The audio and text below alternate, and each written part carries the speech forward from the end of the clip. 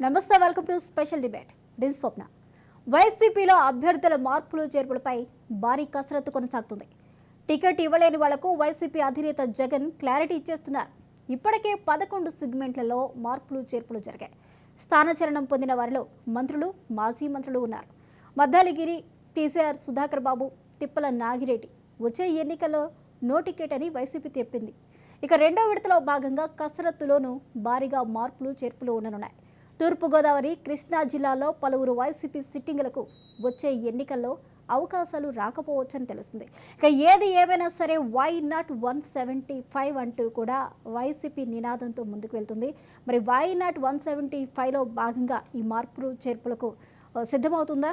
ఒకవేళ why not 175 అయితే ఇప్పుడు వైసీపీలో వై నాట్ సిట్టింగ్ అనే మాట అయితే వినిపిస్తుంది. వై నాట్ 175 కన్నా మరి ఇది ఎందుకు జరుగుతుంది, ఈ యొక్క మార్పులు గల కారణాలు ఏంటి అనే అంశం గురించి మనతో పాటు డిస్కస్ చేయడానికి జూమ్ లైవ్లో మనతో పాటు ఉన్నారు పెద్దిరెడ్డి రవికిరణ్ గారు, బీజేపీ అధికార ప్రతినిధి.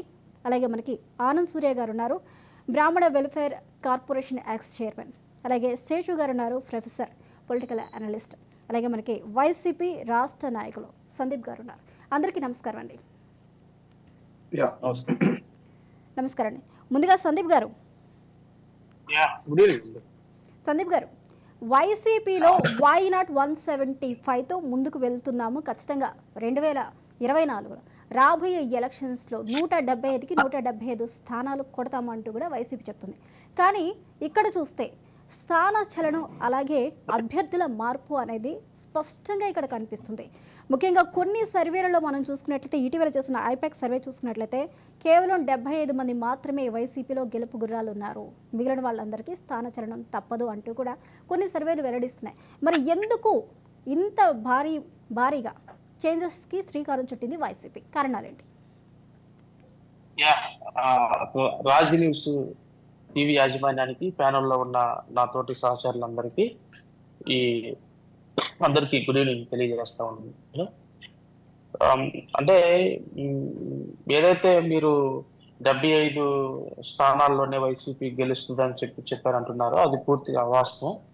ఎందుకంటే రాష్ట్ర భవిష్యత్తుని దృష్టిలో పెట్టుకొని రేపొద్దున అంటే జగన్మోహన్ రెడ్డి గారి సామాజిక న్యాయ అంటే అందరికీ, అన్ని కులాలు అంటే బీసీలకి, ఎస్సీస్కి, బీసీలో ఉన్నటువంటి రకరకాల సబ్ కులాల వారికి అందరికీ ప్రాధాన్యత ఇచ్చే విధంగా, అంటే అందరికీ సమన్యాయం చేసే విధంగా రాజ్యాంగ ఫలాలు అందరికీ అందాలి. లేకపోతే ఏదైతే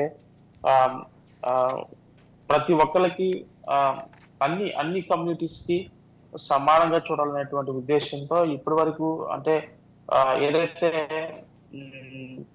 చాలా కమ్యూనిటీస్ అంటే పవర్ కి చాలా దూరంగా ఉన్నటువంటి కమ్యూనిటీస్ ఏదైతే ఉన్నాయో వాటిని ఇంకా స్ట్రెంథెన్ చేసే దానికోసం, నాయకత్వాన్ని బలోపేతం చేసే దానికి గతంలో మనం చూస్తే చూడండి, చాలా అంటే జనరల్ సీట్స్ ఏదైతే ఉన్నాయో అక్కడ చాలా చోట్ల కూడా ఎక్కువ ఓసీస్ ప్రాతినిధ్యం వహించే వాళ్ళు. కానీ ఇప్పుడు అలా కాదు.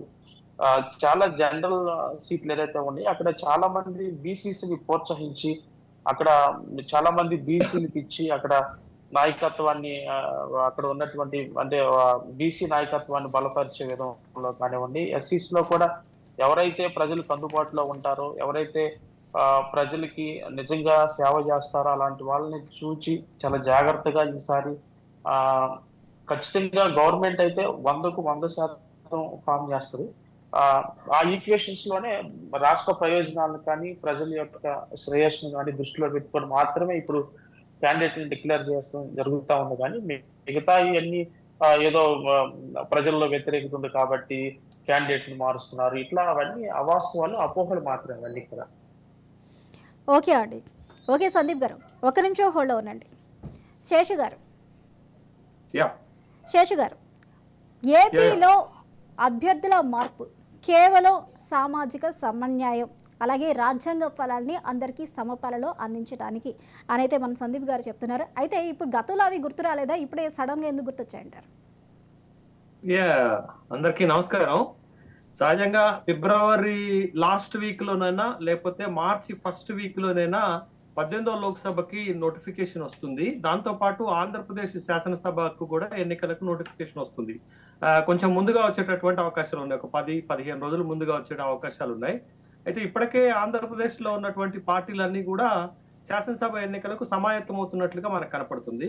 2 సంవత్సరాల క్రితమే అధికార వైఎస్ఆర్ కాంగ్రెస్ పార్టీ ఒక స్లోగన్ ఇచ్చింది, వై నాట్ 175, అంటే 175కి 175 శాసనసభ స్థానాలను ఎందుకు గెలవకూడదు అనేటటువంటి ఒక స్లోగన్ ఇచ్చింది.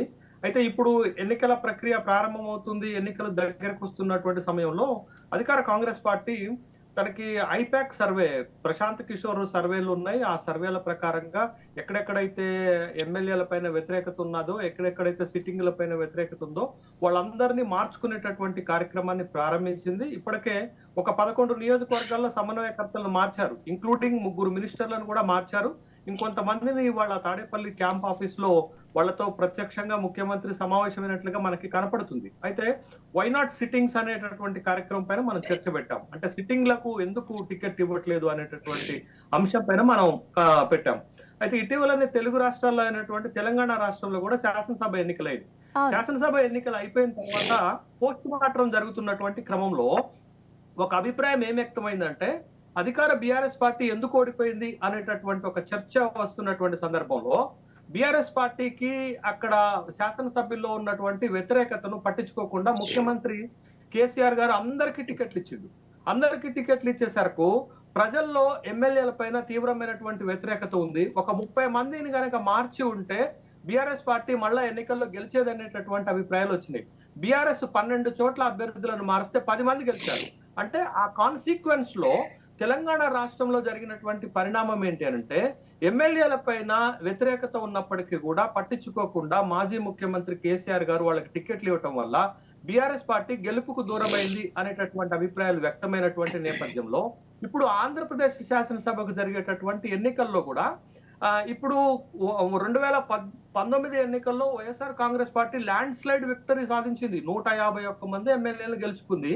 ఇప్పుడు వాళ్ళందరినీ అక్కడ కూడా రిపీట్ చేస్తే ప్రభుత్వ వ్యతిరేకత, ఎమ్మెల్యేల పైన ఉన్నటువంటి వ్యతిరేకత చాలా మంది ఓడిపోతారు అనేటటువంటి అభిప్రాయం వచ్చింది. కాబట్టి చాలా చోట్ల అభ్యర్థులను మార్చుకునేటటువంటి కార్యక్రమం చేస్తున్నారు. దాంట్లో భాగంగానే సిట్టింగ్స్ అనేటటువంటి కార్యక్రమం ఇప్పుడు మనం చర్చ పెట్టాం.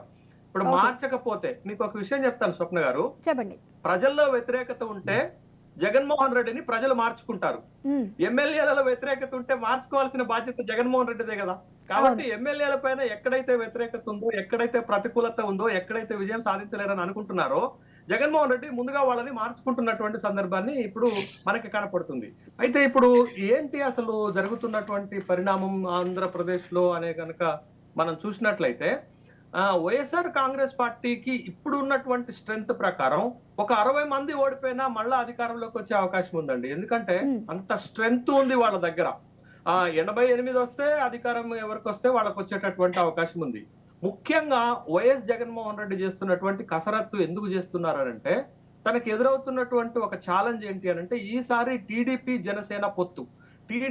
జనసేన పొత్తులో భాగంగా వస్తున్నారు కాబట్టి దాంట్లో జాగ్రత్తలు తీసుకునేటటువంటి విషయంలో ముఖ్యంగా మీకు గుంటూరు, కృష్ణా జిల్లాలు రెండింటితో పాటు పశ్చిమ గోదావరి, తూర్పు గోదావరి జిల్లాలతో పాటు విశాఖపట్నంలో ఈ 5 జిల్లాలలో టీడీపీ జనసేన పొత్తు ప్రభావం పడుతుంది. కాబట్టి ఈ 5 జిల్లాల పైన ముఖ్యమంత్రి జగన్మోహన్ రెడ్డి తీవ్రమైనటువంటి కాన్సన్ట్రేషన్ చేస్తున్నారు. ఇక్కడ ఏ నియోజకవర్గాల్లో ఇబ్బందులు ఎదురవుతాయనేది ఒక సోషల్ ఇంజనీరింగ్ చేస్తుండు, పొలిటికల్ ఇంజనీరింగ్ చేస్తుండు, తర్వాత గెలుపు గుర్రాలను వెతుక్కుంటున్నాడు. ఆ క్రమంలోనే మార్పులు జరుగుతున్నాయి. మీరు చూడండి, పశ్చిమ గోదావరిలో 15 ఉంటే పోయినసారి 13 గెలిచారు. తూర్పు గోదావరిలో పోయినసారి 19 ఉంటే 14 గెలిచారు. గుంటూరులో 17 ఉంటే 15 గెలిచారు. కృష్ణాలో 16 ఉంటే 14 గెలిచారు. విశాఖపట్నంలో 15 ఉంటే దగ్గర 11 గెలిచారు. అంటే ఈ స్థాయిలో మళ్ళా విజయం సాధించడం కష్టం. ఎందుకు? అక్కడ టీడీపీ జనసేన పొత్తు ఈ 5 జిల్లాల పైన తీవ్రమైనటువంటి ప్రభావం చూపెడుతుంది. ఇది మైనస్ అయితే వైఎస్ఆర్ కాంగ్రెస్ పార్టీకి ఉన్న స్ట్రెంగ్త్ ఏంటి అని అంటే, ఇప్పటికీ మీకు రాయలసీమలో బలంగా కనపడుతుంది, ఇప్పటికీ కూడా మీకు ఉత్తరాంధ్ర జిల్లాల్లో బలంగా కనపడుతుంది. కాబట్టి ఉత్తరాంధ్ర జిల్లాలలోనూ రాయలసీమలో వచ్చేటటువంటి సీట్లతోటి ఈ 5 జిల్లాలలో కొన్ని సీట్లను కనుక తీసుకోగలిగితే ఒక 90 నుండి 95 శాసనసభ స్థానాలు గెలుచుకోవచ్చు అనేటటువంటి ప్రణాళికతోటే ముందుకు వెళ్తున్నారు. స్వప్న గారు ఇందాక మీరు ఒకటి చెప్పారు, ఐపాక్ 75 స్థానాల్లో గెలుపు అవకాశాలు ఉన్నాయని రిపోర్ట్ ఇచ్చారని చెప్పారు. కానీ 2-3 రోజుల క్రితమే టైమ్స్ నవ్ అనేటటువంటి ఒక సర్వే సంస్థ ఒక సర్వే చేస్తే ఆంధ్రప్రదేశ్ లో వైఎస్ఆర్ కాంగ్రెస్ పార్టీ 24 నుండి 25 లోక్సభ స్థానాలను గెలవబోతుంది అనేటటువంటి ఒక సర్వే ఇచ్చారు. అంటే సర్వేల ప్రకారంగా అయితే మీకు తెలంగాణలో కూడా ప్రీ పోల్ సర్వేలు వచ్చాయి, ఎగ్జిట్ పోల్ సర్వేలు వచ్చాయి, ఎగ్జాక్ట్ పోల్ సర్వేలు వచ్చాయి. కాబట్టి సర్వేల మూడంతా కూడా ఇప్పటికీ ఎంతో కొంత మెజార్టీ తోటి వైఎస్ఆర్ కాంగ్రెస్ పార్టీ ఆంధ్రప్రదేశ్ లో గెలుస్తుంది అనేటటువంటి అభిప్రాయాలు వస్తున్నప్పటికీ కూడా జనసేన టీడీపీ కలయిక అనేది ఒక బలమైనటువంటి ప్రభావం చూపెడుతుంది. అది వైఎస్ఆర్ కాంగ్రెస్ పార్టీ విజయ అవకాశాన్ని దెబ్బతీసేటటువంటి అవకాశం ఉంది. కాబట్టి ఈ 5 జిల్లాలలో జగన్మోహన్ రెడ్డి రిపేర్ చేస్తున్నాడు, పార్టీని రిపేర్ చేస్తున్నాడు, గెలిచేటటువంటి గుర్రాల కోసం వెతుక్కుంటున్నాడు, గెలుపు గుర్రాల కోసం వెతుక్కుంటున్నాడు. ఓకే శేషు గారు ఒక నిమిషం హోల్లో ఉండండి. పెద్దిరెడ్డి రవికిరణ్ గారు ఇప్పుడు ఈ ఎమ్మెల్యేలను మార్చుకుంటూ పోతున్నారు, సరే. కాకపోతే ఈ ఎమ్మెల్యేల్లో వ్యతిరేకత ఉంటే సీఎం మార్చుకుంటూ వెళ్ళిపోతారు. కాకపోతే ఇక్కడ ఏపీ ప్రజల ఎమ్మెల్యేల మీద వ్యతిరేకత ఉందా, లేకపోతే జగన్మోహన్ రెడ్డి మీద వ్యతిరేకత ఉందా?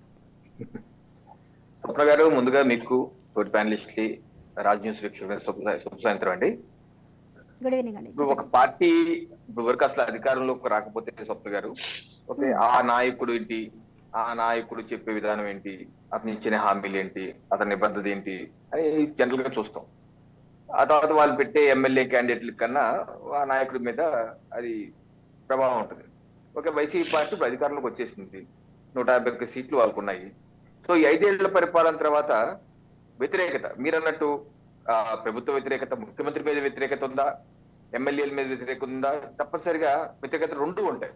ఎందుకంటే ముఖ్యమంత్రి గారు మొన్నటి వరకు ఏమన్నారు, అసలు మీరు అందరూ ఎమ్మెల్యేలంతా గెలిచింది నా మొహం చూసే, మీకు ఇండివిజువాలిటీ ఏం లేదు అని చెప్పేసి అన్నట్టు చెప్పుకుంటూ వచ్చారు. ఈ రోజు వారి సర్వేల్లోనే తేలుతుంది ఏంటంటే, వారి యొక్క ఎమ్మెల్యేలు కనుక మార్చుకోకపోతే వారికి భంగపాటు తప్పదు.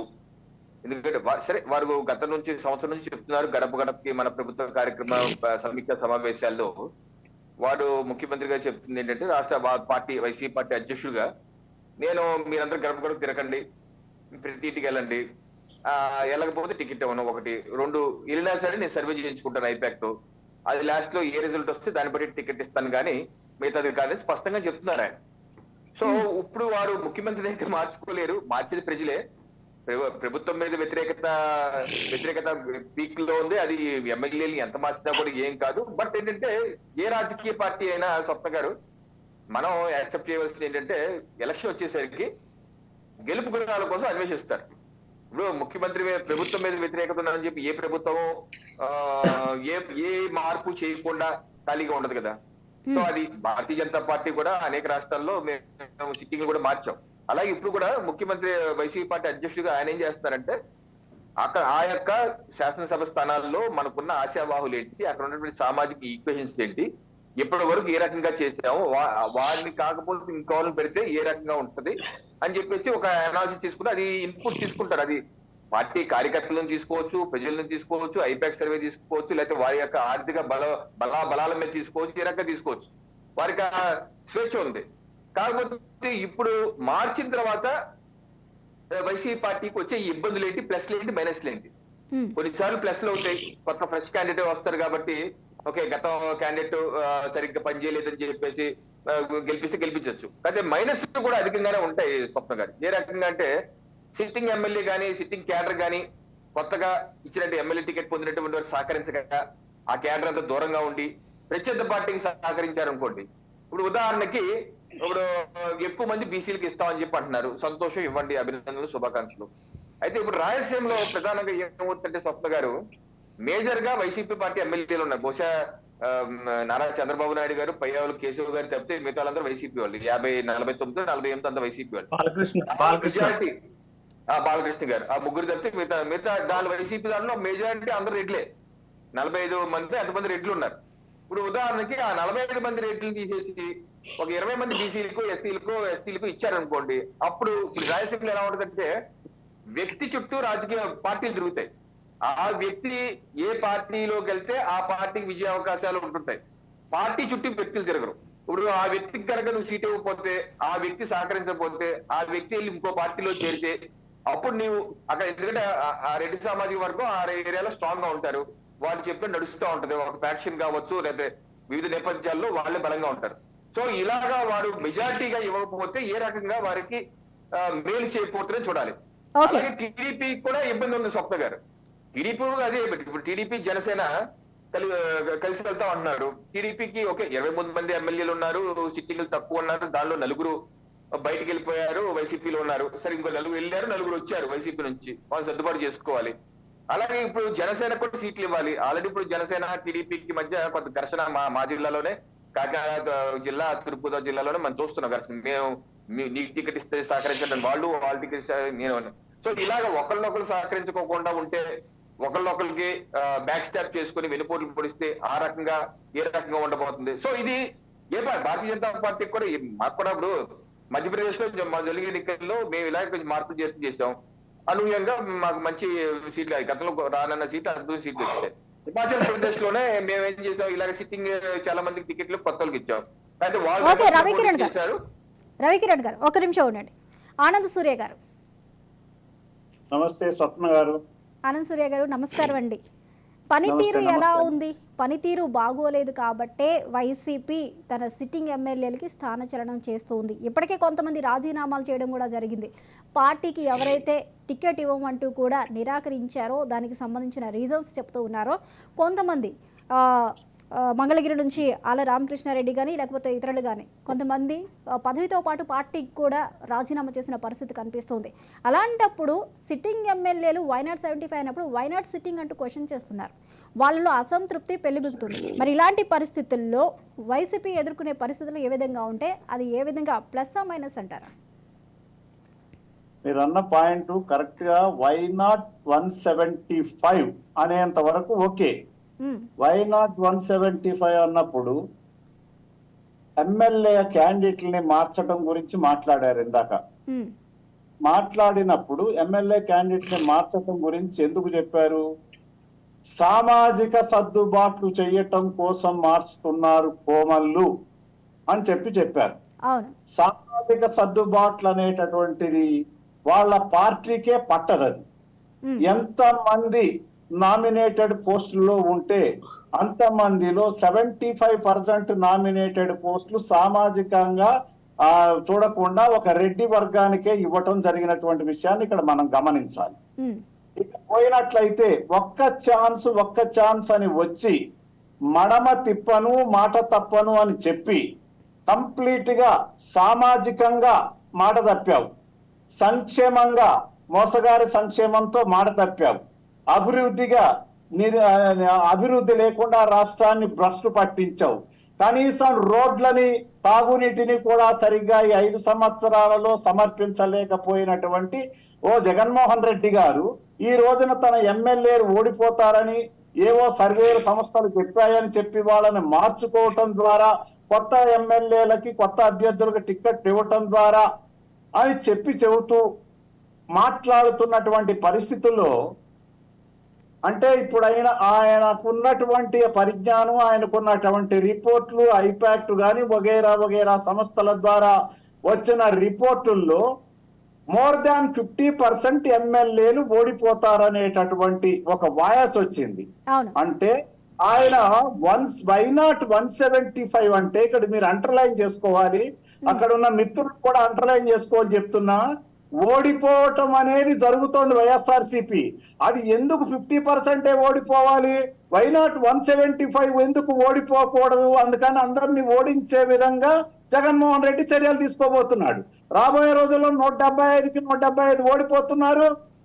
మా తెలుగుదేశం పార్టీ, జనసేన పార్టీ కలిసి ఈ రాష్ట్రాన్ని ముందుకు తీసుకెళ్ళటానికి సర్వతోముఖాభివృద్ధి కోసం రేపు యువగళం విజయ శంఖారావం శ్రీకాకుళం జిల్లాలో పోలికల్లి గ్రామంలో మొదలవుతోంది. అక్కడి నుంచి రాష్ట్రంలో ఉన్నటువంటి మొత్తం 26 జిల్లాల్లో 175 నియోజకవర్గాలు పూర్తి స్థాయిలో ప్రజల్లోకి తీసుకెళ్లి ఈ రాష్ట్ర బాగు కోసం లక్షల కోట్ల రూపాయల అప్పులు చేసి ప్రజల నెత్తి మీద రుద్దిన జగన్మోహన్ రెడ్డిని ఓడించి సంపద సృష్టించి ప్రజా సంక్షేమం కోరుకునే, నిజమైన సంక్షేమం కోరుకునే, నిజమైన అభివృద్ధి కోరుకునే చంద్రబాబు నాయుడు గారికి మార్చి నెలలో పట్టం కట్టబోతున్నారు. ఆయన ముఖ్యమంత్రి కాబోతున్నాడు.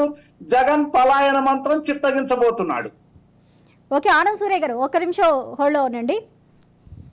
సందీప్ గారు, మనకు వచ్చిన లిస్టు ప్రకారం ఎవరెవరికి టికెట్ నిరాకరిస్తున్నారో, ఎంతమందికి రాబోయే ఎలక్షన్స్లో సిట్టింగ్ వాళ్ళకి లేదో ఒకసారి మనం చూస్తే పేర్ని నాని, అవంతి శ్రీనివాస్, గొల్లబాబు, కంబాల జోగులు, వరప్రసాదరావు, శంకర్ నారాయణ, ఉషా శ్రీచరణ్, మద్దిశెట్టి వేణుగోపాల్, చెరుకువాడ శ్రీనంగరాజ్, పర్వత పూర్ణచంద్రరావు, ఉమ్మర కర్ణాకర్ రెడ్డి, దాసరి సుధా, కిలారు రోసయ్య, ఎలిజా, అలాగే వెల్లంపల్లి మల్లాది విష్ణు, జోగి రమేష్, పేర్ని నాని, కైల అనిల్, ఉదయభాను, అలాగే మొండిదొక జగన్మోహన్, చిన్నప్పల్ నాయుడు, గొర్రె కిరణ్ కుమార్, ఎంఎస్ బాబు, సుధాకర బాబు, పర్వత పూర్ణచంద్ర ప్రసాద్, వీళ్ళందరికీ కూడా టికెట్లు లేవంటూ కూడా ఇప్పటికే ఇన్ఫర్మేషన్ వెళ్ళింది అంటున్నారు.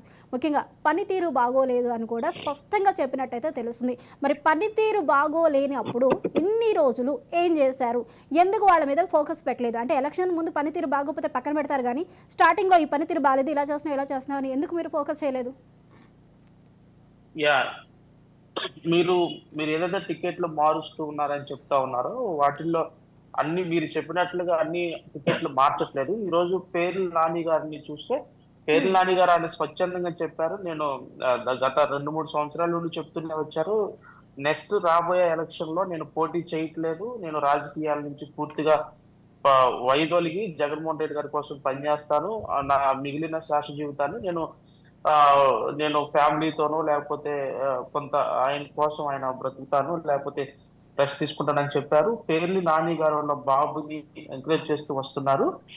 తర్వాత పార్టీ మా పార్టీకి ఖచ్చితంగా ఒక స్వేచ్ఛ ఉంది. అంటే ఎవరికి టికెట్స్ ఇవ్వాలి అంటే ఖచ్చితంగా జగన్మోహన్ రెడ్డి గారు ఇప్పుడే కాదు, ఎలక్షన్ అయిపోయిన తర్వాత డే 1 నుండి ఏం చెప్తా ఉన్నారంటే ఖచ్చితంగా అందరూ ప్రజలకు అందుబాటులో ఉండాలి. నిజంగా ఎవరైనా ఒకళ్ళిద్దరు ఏదైనా ప్రజలకు ఇప్పుడు మా తాడికొండ నియోజకవర్గం ఉంది, ఉండవల్లి శ్రీదేవి ఎమ్మెల్యేగా ఉన్నారు.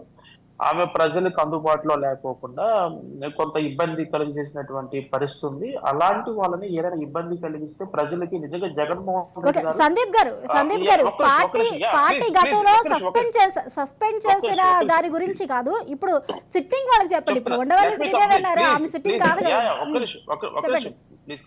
ఇప్పుడు ఏదైతే జగన్మోహన్ రెడ్డి గారు చెప్తూ వచ్చారో, జగన్మోహన్ రెడ్డి గారికి ఒకటి ప్రజల శ్రేయస్సును దృష్టిలో పెట్టుకొని, రాష్ట్ర భవిష్యత్తును దృష్టిలో పెట్టుకొని ఎవరికి టికెట్స్ ఇవ్వాలి, ఎవరికి ఇవ్వకూడదు అనేది నిర్ణయం తీసుకునేటువంటి ఆ స్వేచ్ఛ గౌరవ ముఖ్యమంత్రి గారికి జగన్మోహన్ రెడ్డి గారికి ఉంది. కాబట్టి ఎవరికి టికెట్స్ ఇచ్చారనేది పార్టీ నాయకులు కానీ పార్టీ కార్యకర్తలకు కానీ ప్రజలు నిజంగా పెద్దగా మీరే చర్చ పెట్టి దాని మీద డిబేట్ చేస్తున్నారు. కానీ నిజంగా చెప్పాలంటే ప్రజల్లో ఆ డిస్కషన్ కానీ ఆ చర్చ కానీ ఏమీ లేదు. జగన్మోహన్ రెడ్డి గారు గౌరవ ముఖ్యమంత్రి గారు ఏ వ్యక్తికి టికెట్ ఇచ్చినా ఖచ్చితంగా బ్రహ్మాండంగా పనిచేసి, నిజంగా మీకు ఒక మాట చెప్పాలంటే ఎలక్షన్ ఎప్పుడు వస్తాయా జగన్మోహన్ రెడ్డి గారికి ఓటేసి ఆయన రుణం తీర్చుకుందామని చెప్పి ప్రజలు ఆంధ్రప్రదేశ్ లో ప్రజలు ఎదురు చూస్తా ఉన్నారు. ఎందుకంటే గతంలో ఎప్పుడు లేని విధంగా సంక్షేమం కానివ్వండి, అభివృద్ధి కానివ్వండి, ప్రజల యొక్క ఏదైతే ఉందో ప్రజలకి జగన్మోహన్ రెడ్డి గారు ఇస్తున్నటువంటి గౌరవం కానివ్వండి, లేకపోతే ఈ సామాజిక న్యాయం కానివ్వండి, మీరు చూడండి గతంలో చాలా చోట్ల నేను ఇందాక కూడా చెప్పాను, మీరు ఇందాక సార్ మాట్లాడుతూ అంటూ ఉన్నారు ఏమనంటే రెడ్డిస్కే చాలా మందికి నామినేటెడ్ పోస్టులు ఇచ్చారన్నారు. రెడ్డిస్ కి నామినేటెడ్ పోస్టులు ఇవ్వడానికి ఆయన చంద్రబాబు నాయుడు కాదు, ఆయన కులాన్ని ఎంకరేజ్ చేసుకోవడానికి, లేకపోతే ఆయన మనుషుల్ని ఎంకరేజ్ చేసుకోవడానికి ఆయన చంద్రబాబు నాయుడు కాదు. మిత్రమా మీరు ఒకసారి ఖచ్చితంగా ఇస్తాం. కనబడుతున్నటువంటి ఏదైతే ఉందో మీ జగన్మోహన్ రెడ్డి గారు ఏ రకంగా చేశారు, సంక్షేమం చేశారు, ఏ నిధులన్నీ పక్కదారిని పట్టించి పండింపు చేశారో ఇవన్నీ మీకు కనబడతాయి. మీరేదో ఆయన చేశాడని గొప్పగా చెప్పుకుంటారు చెప్పుకుంటున్నారు. ఆయన చేసిందంతా కూడా రాష్ట్రాన్ని అధోగతి పాలు చేసి 8 లక్షల కోట్ల రూపాయలను అప్పుల పాలు చేసినటువంటి మీ ముఖ్యమంత్రి జగన్మోహన్ రెడ్డి. ఓకే మీరు వినాలి. ఆనంద్ సూర్య గారు, మోసగారి ఆనంద్ సూర్య గారు. సంక్షేమాన్ని తీసుకొచ్చాడు. ఆనంద్ సూర్య గారు ఒక్క నిమిషం ఉండండి, ఒక్క నిమిషం ఉండండి. మాట్లాడినప్పుడు చాలా కామ్ గా ఉన్నాం. ఓకే సందీప్ గారు, అర్థమవుతుందా? సందీప్ గారు ఇక్కడ మీరు కొన్ని పాయింట్స్ ని రైస్ చేశారు. మీరు మాట్లాడేటప్పుడు సంక్షేమం, అభివృద్ధి, సామాజిక న్యాయం. సంక్షేమం అంటే ఓకే, అభివృద్ధి, సామాజిక న్యాయం అనేది వైసీపీ మాట్లాడే అర్హత వైసీపీకి ఉందా? అభివృద్ధి, సామాజిక న్యాయం గురించి నేను మాట్లాడుతున్నా చెప్పండి. నేను చెప్తాను అభివృద్ధి. ఇప్పుడు అభివృద్ధి అంటే మీరు అనుకున్నట్టుగా మీరేంటంటే ఒక రోడ్డు లేదు, అభివృద్ధి లేదంటారు. ఎక్కడ కూడా జగన్మోహన్ రెడ్డి గారు బ్రహ్మాండంగా రోడ్లు డెవలప్ చేస్తారు. ఇంకోటి మీకు చెప్తాను, అభివృద్ధి అంటే ఈ రోజు ఏదైతే భవిష్యత్తులో ప్రయోజనాలు వచ్చే విధంగా ఏదైతే మనం ఇన్వెస్ట్ చేస్తూ ఉన్నామో అదంతా అభివృద్ధి. ఇప్పుడు నాడు నేడు కార్యక్రమంలో మీరు గమనించాలి, చాలా మంచి మనసుతో మీరు ఆలోచించండి. మీరేదో రాజకీయాన్ని దృష్టిలో పెట్టుకొని లేకపోతే ఏదో బురద జల్లి ఏదో పబ్బం గడుపుకోవాలి అన్నట్లుగా కాకుండా స్కూల్స్ ఉంది, మనకి నాడు నేడు కార్యక్రమాలు జరుగుతూ ఉన్నాయి. నాడు నేడు కార్యక్రమంలో బ్రహ్మాండంగా స్కూల్ బిల్డింగ్స్ ని డెవలప్ చేస్తా ఉన్నారు. ఎడ్యుకేషన్ మీద ఒక బిగ్ ఇన్వెస్ట్మెంట్ చేస్తా ఉన్నారు. ఎడ్యుకేషన్ మీద చేస్తున్నటువంటి ఇన్వెస్ట్మెంట్ ఏదైతే ఉందో అది భవిష్యత్తులో ఒక బంగారు బాటగా, లేకపోతే ఇప్పుడు విత్తుతున్నటువంటి విత్తనం ఏదైతే ఉందో రేపు భవిష్యత్తులో ఒక బ్రహ్మాండమైనటువంటి ఒక ఫ్రూట్ గా తయారయ్యే విధంగా ఆంధ్రప్రదేశ్ లో విద్యార్థుల భవిష్యత్తుకి చాలా మంచి బాట వేస్తా ఉన్నారు. సో వాళ్ళు రేపు భవిష్యత్తులో వాళ్ళు ఇంగ్లీష్ మీడియం చదువుకొని మంచిగా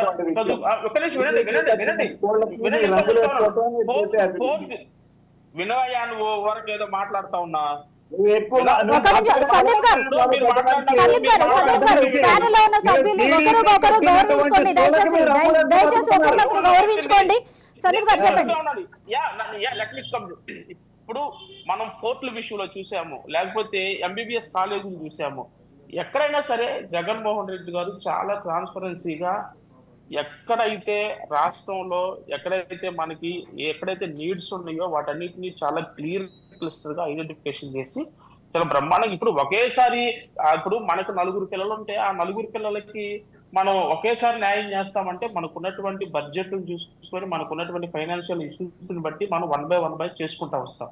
ఈ రోజు చాలా పెద్ద మనసుతో గౌరవ ముఖ్యమంత్రి గారు ఎక్కడ నీడ్స్ ఉన్నాయో వాటన్నిటిని ఐడెంటిఫికేషన్ చేసుకుంటూ 1 బై 1 డెవలప్ చేసుకుంటా వస్తారు. ఫస్ట్ మనకి ఈ రోజు మీరు చూడండి,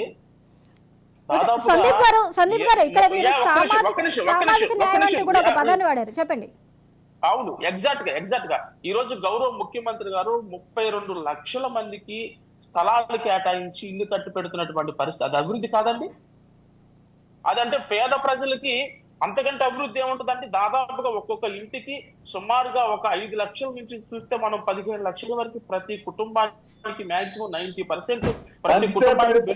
సందీప్ గారు అవన్నీ కూడా అమరావతి R5 జోన్ కి సంబంధించి మీరు మాట్లాడుతున్నారు. ఒక్కొక్క సెంట్ ఇచ్చారు, దానికి సంబంధించి కేంద్ర ప్రభుత్వం నిధులు కేటాయించింది. కాకపోతే అక్కడ ఇల్లు కట్టకూడదు అంటూ కూడా తుది నిర్ణయం వచ్చేంత వరకు అక్కడ ఇల్లు కట్టకూడదు అంటూ కూడా వచ్చింది. వాటికి పర్మిషన్ కేంద్ర ప్రభుత్వం నుంచి వచ్చింది, అది రాష్ట్ర ప్రభుత్వాన్ని కాదండి. సందీప్ గారు ఇక్కడ ఇంకొక విషయం అండి, సామాజిక న్యాయం అన్నారు. సామాజిక న్యాయం ఓకే, అందరినీ సమానంగా చూస్తున్నారు. కాకపోతే మెయిన్ విషయాల్లో ఎందుకు సామాజిక న్యాయాన్ని వైసీపీ పట్టించుకోలేకపోతుంది? ఒక దళితుడిని చంపి డోర్ డెలివరీ చేసిన అనంతబాబు దగ్గర నుంచి లిక్కర్ స్కామ్ లో అప్రూవర్ గా మారిన శరత్ చంద్రని టీటీడీ సభ్యులుగా చేసింది. మనీ లాండరింగ్ లో ఉన్న ధర్మారెడ్డిని టీటీడీ చైర్మన్ చేసింది. అలాగే సత్తార్ వెంకట్ వైసీపీలో వివిధ పదవుల్లో ఉన్న అమెరికాలో ఉమెన్ ట్రాఫికింగ్ కి గురయ్యి అరెస్ట్ అయిన వ్యక్తి గురించి కూడా ఏ మాత్రం స్పందించలేదు. ఇదేనా సామాజిక న్యాయం అంటే? నన్ను మాట్లాడండి. చంద్రబాబు నాయుడు ముఖ్యమంత్రిగా ఉన్నప్పుడు దళితులకి ఎంతమందికి మంత్రి పదవులు ఇచ్చారండి? ఒక విషయం నాకు చెప్పండి. ఈ రోజు దళితులు దాదాపుగా 4-5 ఈ రోజు మంత్రి పదవులు ఇస్తూ మీరు చూస్తే గౌరవ సుచరిత గారికి హోమ్ మినిస్టర్ ఇచ్చి ఒక దళిత మహిళ హోమ్ మినిస్టర్ ఇచ్చి గౌరవించినటువంటి వ్యక్తి గౌరవ ముఖ్యమంత్రి గారికి ఆయనకి ఆ ఘనత తగ్గింది. ఆ తరువాత వనితా గారికి, ఈ రోజు అనితా గారికి కూడా హోమ్ మినిస్టర్ ఇచ్చి దళితులను గౌరవించినటువంటి పరిస్థితి. ఇప్పుడు రాష్ట్రం అన్న తర్వాత ఎక్కడో చిన్న ఇష్యూస్ జరుగుతూ ఉంటే మళ్ళీ వాటిని వెంటనే రెక్టిఫై చేసుకుంటూ ఎవరి మీద ఒకసారి ఏదన్నా అటాక్ జరిగితేనో అది ప్రభుత్వానికి ప్రభుత్వ రెస్పాన్సిబిలిటీ ఉండాలి. కానీ ఏదన్నా చిన్న చిత్తగా ఇప్పుడు ఏదైనా ఇష్యూ జరిగినప్పుడు వెంటనే దాన్ని వెంటనే రెస్పాండ్ అయ్యి ఇమ్మీడియట్ గా దాన్ని టేకప్ చేసి ఆ నష్టాన్ని మరలా జరగకుండా చూసుకోవాల్సినటువంటి బాధ్యత ప్రభుత్వం మీద ఉంది. 100% ఆ విధంగా గౌరవ ముఖ్యమంత్రి గారు చర్యలు తీసుకుంటూనే ఉన్నారు. ఓకే సందీప్ గారు, ఇప్పుడు సందీప్ గారు ఒక్క నిమిషం ఉండండి. శేషు గారు, మీరు ఇందాక అన్నారు కొన్ని సర్వేలు, ప్రశాంత్ కిషోర్ సర్వేలు గెలిచే అవకాశం వైసీపీకి ఉంది అంటూ కూడా చెప్తున్నారు. కాకపోతే ఏదైతే సర్వేలు చేశారో గత ఎలక్షన్స్లో వైసీపీ గెలుపుకు కారణమైన ప్రశాంత్ కిషోర్, ఆయన ఒక వేదిక సాక్షిగా కొన్ని కామెంట్స్ చేశారు ఇండైరెక్ట్గా. ఏదైతే ఏపీలో జరుగుతున్న పరిస్థితులని వారు ఇండైరెక్ట్గా చెప్పడం జరిగింది. అవి సోషల్ మీడియాలో వైరల్ కూడా అయ్యాయి. ఎప్పుడైనా సరే అభివృద్ధి సంక్షేమం సమపాలలో వెళ్ళాలి, కొన్ని రాష్ట్రాల విధంగా ఒకే సంక్షేమ ధ్యేయంగా పోతే అభివృద్ధి కుంటి పడుతుంది, ఆదాయ సోర్స్ లేకుండా చేసుకుంటే అప్పుల పాలవుతుంది అంటూ కూడా ఆయన ఇండైరెక్ట్గా చేసిన వ్యాఖ్యలు ఏపీకి సంబంధించి ఆయన కూడా టోటల్గా అవి ట్రోల్ అయిన సందర్భాలు మనం చూసాం. మరి అలాంటి ప్రశాంత్ కిషోరే ఇలాంటి వ్యాఖ్యలు చేసినప్పుడు వైసీపీ ఏ విధంగా పనిచేస్తుందని మనం అనుకోవాలి? ప్రశాంత్ కిషోర్ మొన్న జరిగినటువంటి 5 రాష్ట్రాల ఎన్నికలపై కూడా కామెంట్ చేశారు. తెలంగాణలో మళ్ళొకసారి బీఆర్ఎస్ పార్టీ గెలుస్తుందని కూడా తన ఎనాలిసిస్ లో చెప్పారు. కానీ జరగలేదనే విషయం పక్కన పెడితే, మీకు ఒకటి ఐపాక్ ఇప్పటికీ కూడా వైఎస్ జగన్మోహన్ రెడ్డికే పనిచేస్తుంది. ప్రశాంత్ కిషోర్ కూడా ఇప్పటికీ ఎన్నికల యువకర్తగా కూడా వైఎస్ఆర్ కాంగ్రెస్ పార్టీకే పనిచేస్తున్నాడు. అయితే ప్రశాంత్ కిషోర్ పైన ఉన్న ఒక అభియోగం ఏంటంటే గెలిచే పార్టీలకే పనిచేస్తాడు, గెలవని పార్టీలకి ఆయన పనిచేయడం అనేటటువంటి ఒక అభియోగం కూడా మనకి గతంలో ప్రశాంత్ కిషోర్ పైన వినపడింది. అక్కడ ఎక్కడ పనిచేసినా, బెంగాల్లో పనిచేసినా, తర్వాత మిగతా రాష్ట్రాల్లో గెలుపు కోసం తమిళనాడులో పనిచేసిన, గెలిచే రాష్ట్రాల్లోనే పనిచేస్తాడు, గెలిచే పార్టీలకే పనిచేస్తాడనే ఒక అభిప్రాయం ఉంది. అయితే జగన్మోహన్ రెడ్డి అభ్యర్థులను మారుస్తున్న విధానాన్ని కనుక మనం చూస్తే, ప్రభుత్వంలోకి రావటానికి మారుస్తున్నాడా, లేకపోతే 175కి 175 గెలవటానికి మారుస్తున్నాడా? జగన్మోహన్ రెడ్డి ఎలక్షన్ స్ట్రాటజీ ఒక టిపికల్ గా కనపడుతుందండి, ఖచ్చితంగా ఒక టిపికల్ గా కనపడుతుంది. ఎందుకనంటే ఓడిపోవడానికే చేస్తున్నాడండి సార్. పర్వాలేదు ఆనంద్ గారు మీరు వచ్చినప్పుడు చెప్పండి.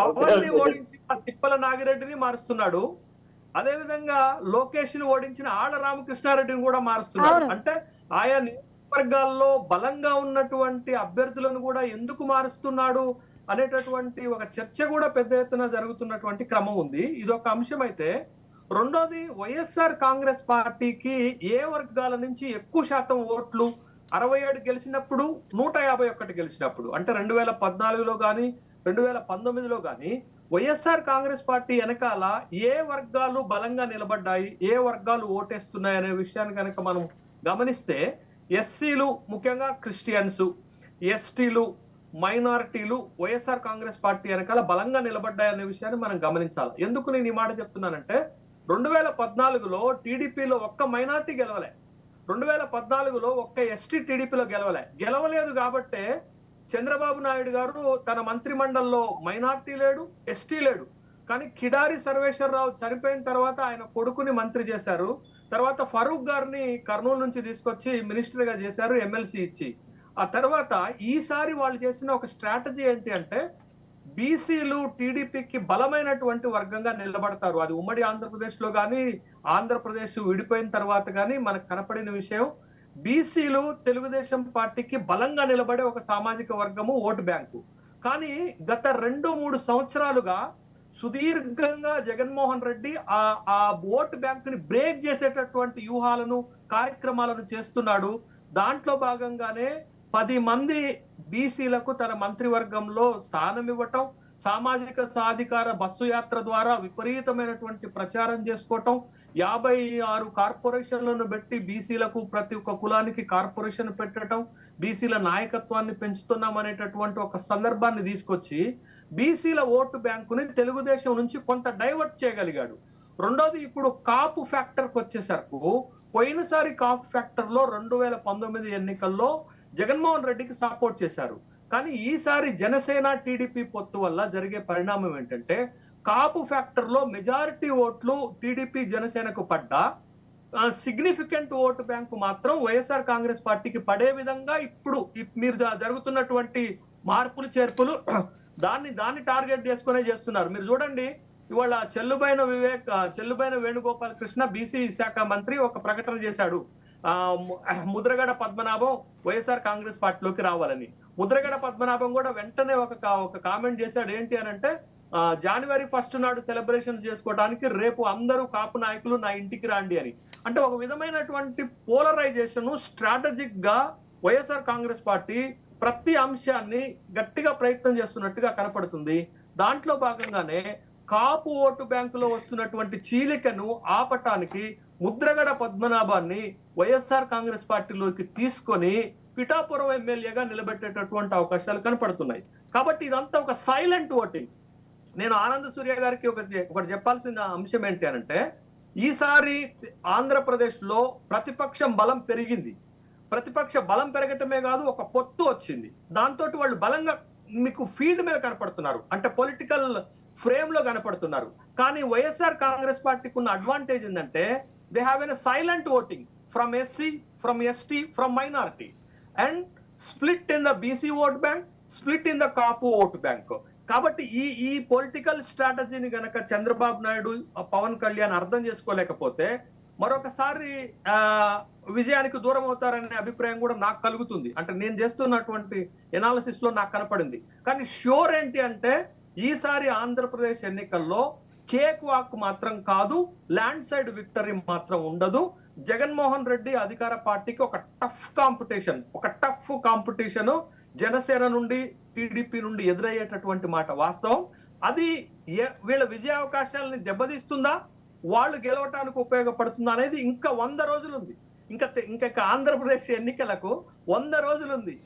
శేషు గారు, ఈ సందర్భంలో ఈ కొత్త అంశాలు ప్రస్తావనకు వచ్చాయి కాబట్టి, ఈ సందర్భంలో గతంలో జరిగిన ఒక చిన్న సంఘటన మనం గుర్తు చేసుకోవాలి. ఎప్పుడైతే గత ఎన్నికల్లో జగన్మోహన్ రెడ్డి ఓటమి పాలయ్యారో, తన ఒక స్టేట్మెంట్ ఇవ్వడం జరిగింది ఒకనొక ఇంటర్వ్యూలో. ఏంటి అంటే, జనసేన టీడీపీకి పొత్తుగా ఉంది, అప్పుడు పొత్తు లేకపోయినప్పటికీ తన పక్కన ఉంది కాబట్టి మేము గెలవలేకపోయాము, ఏవైతే ఓట్లు ఉన్నాయో అవి చీలిపోయాయి కాబట్టి మాకు ఓటమి ఖాయమైందట. అంటే ఇదే పరిస్థితి ప్రస్తుతం. అప్పుడు అధికారికంగా లేకపోయిన పొత్తు ఇప్పుడు అధికారికంగా కనిపిస్తుంది. మరి ఈ పరిస్థితులు మళ్ళీ రిపీట్ అవ్వని గ్యారంటీ ఏంటంటారు? ఇప్పుడు జనసేన పార్టీ పోషించినటువంటి రోల్ 2014లో ఏంటది? Vote polarisation. అంటే పొత్తులో భాగంగా 3 పార్టీలలో. 2019లో జనసేన పోషించినటువంటి పాత్ర ప్రభుత్వ వ్యతిరేక ఓటు చీలకూడదు అనేటటువంటిది. అంటే ఒక 2 ఎన్నికల్లో 2 రకాలైనటువంటి పాత్ర జేఎస్పీ పోషించింది. ఈసారి ఏం చేస్తుంది? ఈసారి కూడా జేఎస్పీ చెప్తున్నటువంటి మాట ఏంటి అని అంటే, ప్రభుత్వ వ్యతిరేక ఓటులో ఒక్క ఓటు కూడా చీలటానికి వీల్లేదు. కాబట్టి జగన్మోహన్ రెడ్డికి వ్యతిరేకంగా ఉన్న ప్రతి ఓటు కూటమికి పడాలి. అట్లా కూటమి పడటం వల్లనే వాళ్ళకి పెచ్చింగ్ వస్తుంది. మీరు చూడండి, పోయినసారి ఎన్నికల్లో వైఎస్ఆర్ కాంగ్రెస్ పార్టీకి 50% ఓట్లు, టీడీపీకి 39% ఓట్లు, జనసేనకు 5% ఓట్లు. అంటే వీళ్ళిద్దరి కలయిక ఒకవేళ అట్లనే ఉంది అని అనుకుంటే వీళ్ళకి 44 అవుతుంది, వాళ్ళకి 50 అవుతుంది. కానీ ఈ ఈక్వేషన్స్ ఈ ఎన్నికల్లో ఉండవు. కాబట్టి ఖచ్చితంగా జగన్మోహన్ రెడ్డి ప్రభుత్వం పైన ప్రభుత్వ ప్రజా వ్యతిరేకత ఉంటుంది, ఎమ్మెల్యేల పైన వ్యతిరేకత ఉంటుంది. కాబట్టి ఖచ్చితంగా 50% ఓటు బ్యాంకుని జగన్మోహన్ రెడ్డి నిలబెట్టుకోలేడు. తగ్గేటటువంటి ఓటు బ్యాంకు ఏ వైపుకి షిఫ్ట్ అవుతుంది? ఒకవేళ ఈ కూటమికి షిఫ్ట్ అయితే ఎంత మేరకు షిఫ్ట్ అవుతుంది? ఎంత మేరకు షిఫ్ట్ అయితే ఎన్ని శాసనసభ స్థానాల్లో గెలవగలుగుతారు? అందుకే నేను ఇందాక చెప్పాను, 60 శాసనసభ స్థానాల్లో వైఎస్ఆర్ కాంగ్రెస్ పార్టీ ఓడిపోయినా మళ్ళా వైఎస్ఆర్ కాంగ్రెస్ పార్టీ అధికారంలోకి వచ్చే స్ట్రెంగ్త్ వాళ్ళ దగ్గర ఉంది. రెండోది, మనం ఆంధ్రప్రదేశ్ ని 3 భాగాలు చేస్తే ఇప్పటికీ కూడా మీకు రాయలసీమలో వైఎస్ఆర్ కాంగ్రెస్ పార్టీ బలం ఉంది, చెక్కు చెదరలేదని అనను కానీ బలమైన పార్టీగానే ఉంది. ఉత్తరాంధ్రలో ఇప్పటికీ కూడా టీడీపీ ఆ స్థాయిలో, ఎప్పుడు ఎన్టీ రామారావు గారు ఉన్నటువంటి స్థాయిలో పుంజుకోలేదనేటటువంటి విషయాన్ని గమనించాలి. ఎందుకంటే మీకు శ్రీకాకుళంలో ధర్మాన ప్రసాద్లా ఉంటాడు, విజయనగరంలో బొత్స సత్యనారాయణ ఉంటారు. వీళ్ళని దాటి అక్కడ మెజారిటీ ఎమ్మెల్యేల సీట్లను గెలుచుకోవటం టీడీపీకి కష్టం అవుతుంది కొంచెం. మీకు ఉత్తరాంధ్రలో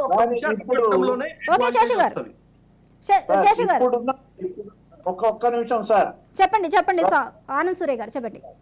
ఇప్పుడు ఉన్నటువంటి పరిస్థితులు ధర్మాన ప్రసాదరావు గారు గాని, బొత్స సత్యనారాయణ గారు గాని కూడా ఏమీ చేయలేనటువంటి పరిస్థితుల్లో ఉత్తరాంధ్రలో పూర్తిగా జనసేన తెలుగుదేశం సైడు ప్రజాభిప్రాయాల సేకరణ జరిగింది. సుమారు 95% ఓటర్స్ పాజిటివ్ మేము, ఎందుకంటే యోగాలం పేరుతో ప్రతి ప్రాంతం కూడా మేము తిరగటం జరుగుతోంది. అక్కడ ఉన్న పరిస్థితులను మనం ఆలోచించినట్లయితే, అక్కడ ఉన్న పరిస్థితులు మనం చూసినట్లయితే వాలంటీర్ గా ప్రజలు మార్పు కోరుతున్నారు. సార్ శేషు గారు, ప్రజలు మార్పు కోరుతున్నారు. ఖచ్చితంగా ఈ రాష్ట్రం డెవలప్మెంట్ లో గాని సంక్షేమంలో గాని జగన్మోహన్ రెడ్డి మాట ఇచ్చి మాట తప్పాడనేటువంటిది ప్రతి గ్రామంలో, ప్రతి ఇంట్లో, ప్రతి ఓటర్ మనసులో నాటుకుపోయింది. కుడి చేత్తో 10,000 ఇచ్చి ఎడం చేత్తో 50,000 లాగేస్తున్నాడు అనేటువంటిది మా కింద ఆటో డ్రైవర్ల దగ్గర నుంచి అందరి దగ్గర కూడా ఉన్నటువంటి ఒక పెద్ద రిమార్క్ జగన్మోహన్ రెడ్డి మీద ఉంది. అటువంటి పరిస్థితుల్లో మీరు అన్నట్టు జగన్మోహన్ రెడ్డి రాయలసీమలో వీక్ అవుతున్నాడు. అందుకనే ఉత్తరాంధ్రకు వచ్చి 3 రాజధానులని చెప్పి అడ్డం పెట్టి అక్కడ డిస్ప్యూట్లు రైజ్ చేయాలని చూస్తున్నాడు. మధ్య ఆంధ్రప్రదేశ్ లో గాని ఈసారి ఉత్తరాంధ్రప్రదేశ్ లో గాని వైఎస్ఆర్సీపీ గతంలో ఉన్న సీట్లతో పోలిస్తే అసలు ముందుకు వచ్చే ఛాన్సే లేదని పూర్తిగా తెలుగుదేశం జనసేన అత్యధిక భాగంలో సీట్లు కైవసం చేసుకుంటాయి. మేమే అంటున్నాం ఇప్పుడు 170, why not 175? Yes, we are having 175 for Telugudesam.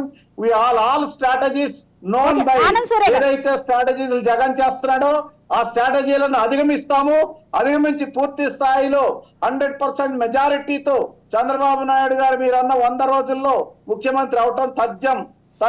Anand సరే గారు, ఒక నిమిషం హోల్డ్ ఉండండి.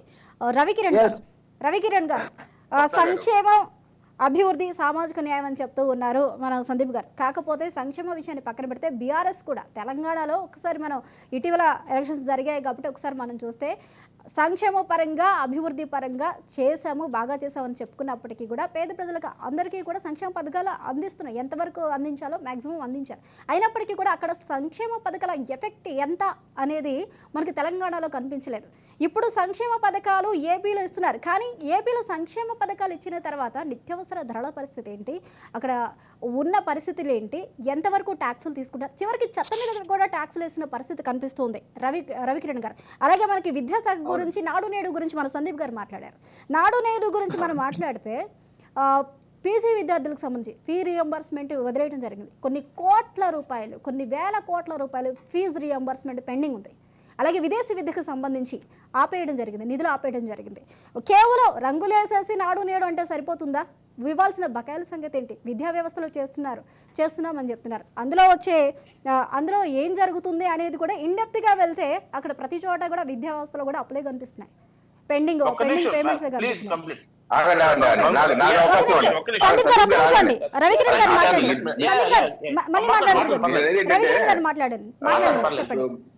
ఒకటి మీరు మంచి పాయింట్ ఎత్తారు స్వప్న గారు.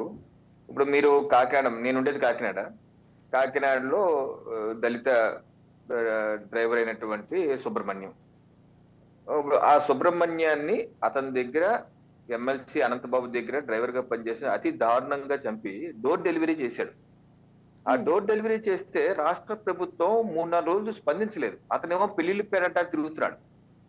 మేము మా పార్టీ, నేను కూడా స్వయంగా అక్కడికి వెళ్ళి ధర్నాలు చేసి బహుజన వర్గాలని ధర్నాలు చేస్తే అప్పుడు కానీ ప్రభుత్వం వచ్చి అతన్ని ఎమ్మెల్సీని అరెస్ట్ చేయడం జరిగింది.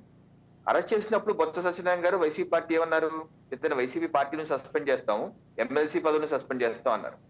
ఆ తర్వాత వైసీపీ నుంచి సస్పెండ్ చేసామని చెప్పారు. కానీ ఇప్పుడు కూడా వైసీపీ రివ్యూ మీటింగ్ లోనే ముఖ్యమంత్రి గారు ఇటీవల గడప రివ్యూ మీటింగ్ లోనే అతనే ఉన్నారు. అలాగే ఎమ్మెల్సీగా సస్పెండ్ చేస్తా అన్నారు, సస్పెండ్ చేయలేదు. ముఖ్యమంత్రి గారు మన రంపచోడవరంలో ఆ వేదిక మీద ఈయనే ఉన్నారు. నేను మిత్రులు సందీప్ గారిని ఏదో పదం ఉపయోగించారో చిన్న చిత్తగా ఇటువంటి జరుగుతాయని దానికి చాలా ఆవేదనకి చెప్తున్నారు. వారు కూడా ఒకసారి పునరాలోచించుకోండి. మీరు తడికుండా ఉన్నారు వెనక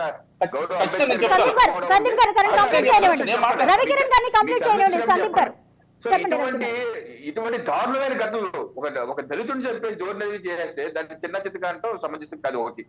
రెండు, సరే ఆగండి సార్, మీరు ఆగండి సార్, మమ్మల్ని మాట్లాడిన ఏంటి. నేను మరొకటి సంక్షేమం అంటున్నారు, అదేంటంటే 2 లక్షల కోట్ల రూపాయలు బటన్ నొక్కేసాం వేసామంటున్నారు. వీరు ఇచ్చినటువంటి మేనిఫెస్టో ఇది.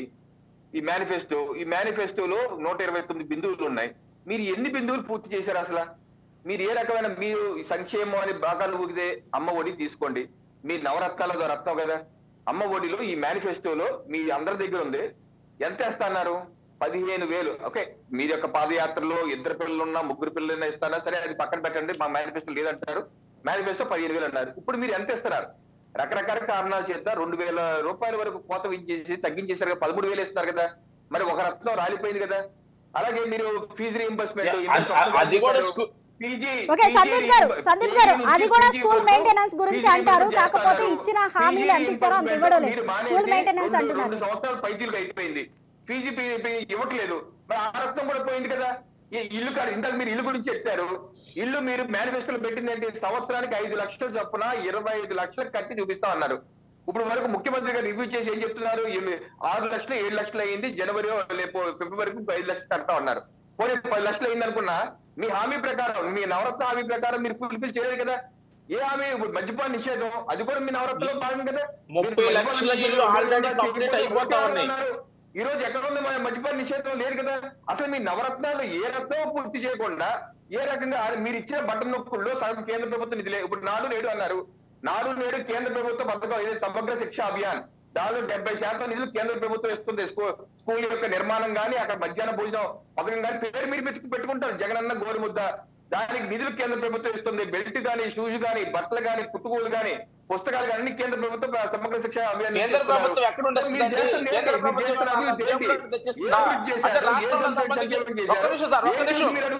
ప్రభుత్వం అన్ని హామీలు చేశారు కాబట్టి ఇప్పుడు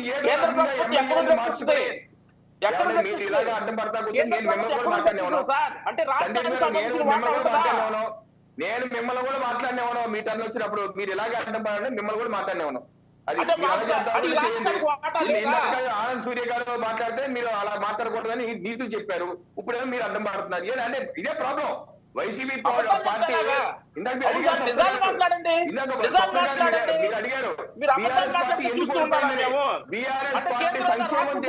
సందీప్ గారు కంప్లీట్ చేయనివ్వండి. తనని కంప్లీట్ చేసిన తర్వాత మీరు ఆన్సర్ చేయొచ్చు. కంప్లీట్ చేయనివ్వండి.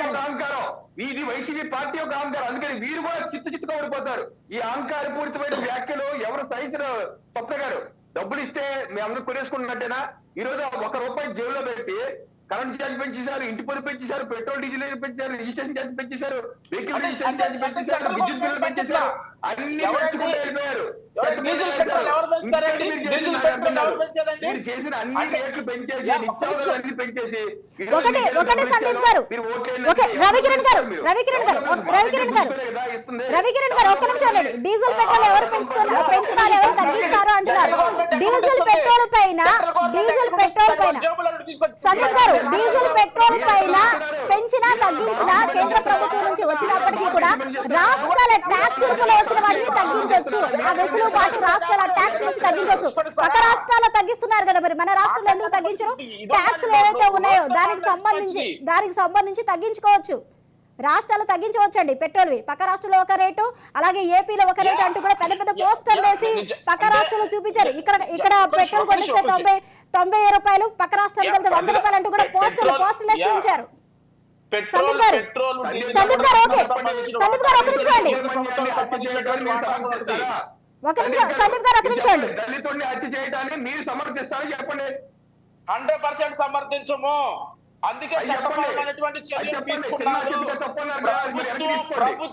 ప్రభుత్వం. చట్టపరమైన చర్యలు అనంతబాబు మీద తీసుకుంది.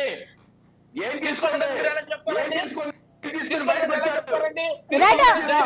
సందీప్ గారు చట్టపరమైన చర్యలు తీసుకున్నప్పటికీ కూడా ఒకటి సందీప్ గారు రవికిరణ్ గారు ఒక్క నిమిషం ఉండండి. అనంతబాబు మీద చట్టపరమైన చర్యలు తీసుకున్న ఒక దళితుడిని చంపి డోర్ డెలివరీ చేసిన తర్వాత ఆయనకి బెయిల్ వచ్చింది. కానీ కోడికత్తి కేసులో శ్రీనివాస్ కి బెయిల్ రాలేదు. దానికి ఎలా సమర్థించుకుంటారు మీరు? శేషు గారు చెప్పండి. సందీప్ గారు మీరు ఉండండి. శేషు గారు చెప్పండి. శేషు గారు, ఇప్పుడు అనంతబాబు కేసుకు దళితులను చంపి డోర్ డెలివరీ చేసిన అనంతబాబుకి బెయిల్ వచ్చింది. కానీ సామాజిక న్యాయం అని చెప్తూ ఉన్నారు కదా. కోడికత్తి కేసులో శ్రీనివాస్ కి బెయిల్ ఇప్పటి వరకు రాలేదు. సుమారు 4.5 సంవత్సరాలు అవుతుంది. ఆయన అనుభవించాల్సిన శిక్ష కన్నా 1 year ఎక్స్ట్రా అనుభవించారు. ఆ కేసుకు సంబంధించి యాజ్ పర్లా 3.5 సంవత్సరాలు ఆయన అనుభవించవలసిన శిక్ష. కనీసం అక్కడికి వెళ్ళి ఒక స్టేట్మెంట్ ఇవ్వలేని ముఖ్యమంత్రి ఏపీ రాష్ట్రంలో ఉన్నారు. మరి అక్కడ సామాజిక న్యాయం కనిపించట్లేదా? వైఎస్ఆర్ కాంగ్రెస్ పార్టీ ఎదుర్కొంటున్నటువంటి ప్రధానమైనటువంటి విమర్శల్లో మీరు చెప్తున్న అనంత్ బాబు ఎమ్మెల్సీ చంపినటువంటి డ్రైవర్ కేసు ఒకటైతే, నర్సీపట్నానికి సంబంధించినటువంటి సుధాకర్ బాబు డాక్టర్ని చనిపోవటానికి కారణమైనటువంటి కేసు ఒకటైతే, అనేక జిల్లాల్లో దళితుల పైన పెడుతున్నటువంటి కేసులు, మీడియాలో వస్తున్నటువంటి సమాచారం, ఇవి చాలా పెద్ద ఎత్తున ప్రభుత్వం యొక్క ఇమేజ్ ని డ్యామేజ్ చేసినటువంటి మాట వాస్తవం. ఎందుకనంటే వైఎస్ఆర్ కాంగ్రెస్ పార్టీకి మేజర్ గా ఆంధ్రప్రదేశ్ లో సపోర్ట్ చేసేటటువంటి వర్గాలు, మేజర్ ఓటు బ్యాంకు ఎస్సీ సామాజిక వర్గం ఉంది. కానీ ఆ ఎస్సీ సామాజిక వర్గంలోనే ఇలాంటి ఒక 2-3 విషయాలు చాలా తీవ్రమైనటువంటి ప్రభావం చూపించాయి. ఆ కేసుల విషయంలో ప్రభుత్వం సరిగా స్పందించలేదు అనేటటువంటి విషయం పైన ఆరోపణలు వస్తున్నటువంటి మాట వాస్తవం. ప్రభుత్వం కూడా ఆ విషయాల్లో పెద్ద ఎత్తున డ్యామేజ్ అయినటువంటి విషయం ఒకటి. రెండోది, సామాజిక న్యాయము అనేటటువంటి కోణంలో ఇచ్చేటటువంటి అవకాశాలు ఎక్కువ లైవ్ లైట్ లోకి వస్తాయి. ఉదాహరణకు మీకు మంత్రివర్గంలో 17 మంది ఎస్సీ, ఎస్టీ, బీసీ మైనార్టీలకు అవకాశం ఇచ్చామనేటటువంటి విషయమే ఎక్కువ హైలైట్ లో బయటకు వచ్చేటటువంటి అంశం కనపడుతుంది. కానీ ఇక్కడ 2 చనిపోయారనేటటువంటి విషయం లేదా ప్రభుత్వం స్పందించినటువంటి తీరు సరిగా లేదని అనుకుంటారు తప్ప, మొత్తంగా జగన్మోహన్ రెడ్డిని బ్లేమ్ చేసేటటువంటి కార్యక్రమంలో ప్రజలు ఎంతవరకు విశ్వసిస్తారనేది రేపటి ఓటింగ్ లో తేలుతుంది. ప్రతిపక్షాలు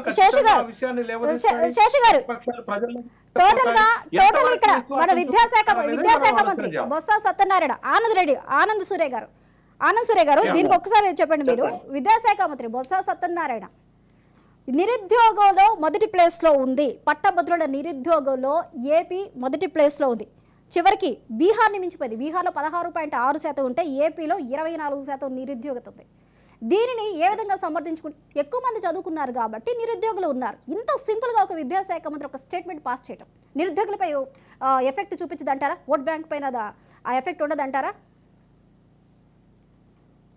ఇప్పుడు బొత్స సత్యనారాయణ గారు మాట్లాడేది, ఆయన మాటలు సగం అర్థమైతే సగం అర్థం కావు. ఆయన ఏం మాట్లాడతాడో ఆయనకు తెలియదు.